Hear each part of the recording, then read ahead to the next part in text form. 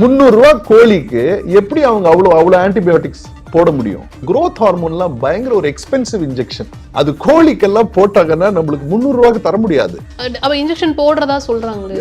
According to Indian law பிராய்லர்ஸ்க்கு hormone injections போட்டா it is punishable by law. So லீகலா எந்த கோழிக்குமே growth ஹார்மோன் போடக்கூடாது. அண்ட் அந்த ஹார்மோன்ஸ் எல்லாம் ஃபீட்ல போட முடியாதுங்க, ஊசியா தான் போடணும். பிராய்லரோட கோழி ஃபார்ம்ல 1,00,000 கோழிங்க வச்சிருப்பாங்க. ஒரு கோழியும் பிடிச்சு காலையில நைட்டுன்னு ஊசி போட்டுட்டு இருக்க முடியுமா என்ன? It's not practically possible. அதை தவிர ஹார்மோன்ஸ், அந்த கோழிக்கு போடுற ஹார்மோன்ஸ் நம்மளுக்குள்ளேயும் இருக்குங்க, சரியா? அதே growth ஹார்மோன் வந்து நம்மளுக்கும் இருக்கு. அதே ஈஸ்ட்ரோஜன் அவங்க சொல்றாங்கல்ல, அது நம்மளுக்கும் இருக்கு. அதுங்க எப்போ நம்மள வந்து அஃபெக்ட் பண்ணோம்னா, நம்ம கிளாண்ட்ஸ்ல இருந்து நம்ம உடம்போட ரிக்வயர்மெண்ட்டுக்கு செக்ரீட் ஆகும் போதுதான்.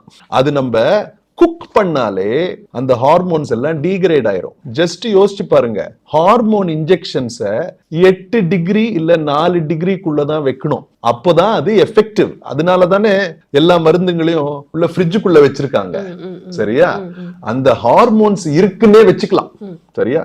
எவிடன்ஸ் படி ஒன்னும் கிடையாது. பட் ஹார்மோன் இருக்க ஒரு லெக் பீஸையே நீங்க சமைச்சிட்டீங்கன்னா, நல்லா பாயில் பண்ணீங்கன்னா, 4 டிகிரிஸ்ல சர்வைவ் ஆக வேண்டியது 100 டிகிரில நம்ம வேக வைக்கும் போது எங்க நிக்க போகுது? ஃபுல்லா டீகிரேட் ஆயிரும். சோ அதை பத்தி நம்ம பயப்படவே வேண்டாம்.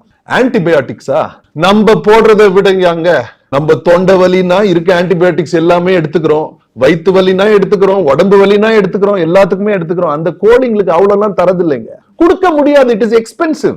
Antibiotics are expensive. நோ, 300 கோழிக்கு எப்படி அவங்க அவ்வளவு ஆன்டிபயோட்டிக்ஸ் போட முடியும்? growth ஹார்மோன்லாம் பயங்கர ஒரு எக்ஸ்பென்சிவ் இன்ஜெக்ஷன். அது கோழிக்கெல்லாம் போட்டாங்கன்னா நம்மளுக்கு 300 தர முடியாது.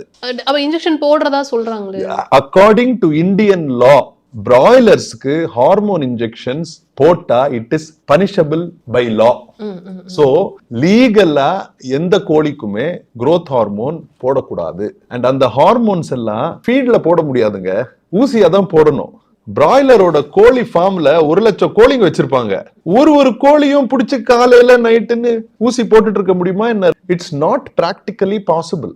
அதை தவிர ஹார்மோன்ஸ், அந்த கோழிக்கு போடுற ஹார்மோன்ஸ் நம்மளுக்குள்ளேயும் இருக்குங்க, சரியா? அதே growth ஹார்மோன் வந்து நம்மளுக்கும் இருக்கு. Behind Words பெருமையுடன் தயாரித்து வழங்கும் Moonwalk Musical Night ஜனவரி 4 ஞாயிறு மாலை 4 மணி அளவில் சத்யபாமா யூனிவர்சிட்டி சென்னையில் நடைபெற உள்ளது. உங்கள் டிக்கெட்ஸை book my show, district ticket 9 மற்றும் கின் ஆப்களில் ஸ்கிரீன்ல தெரியுற வாட்ஸ்அப் நம்பர், வெப்சைட் மூலமாக புக் செய்வோம். See you there.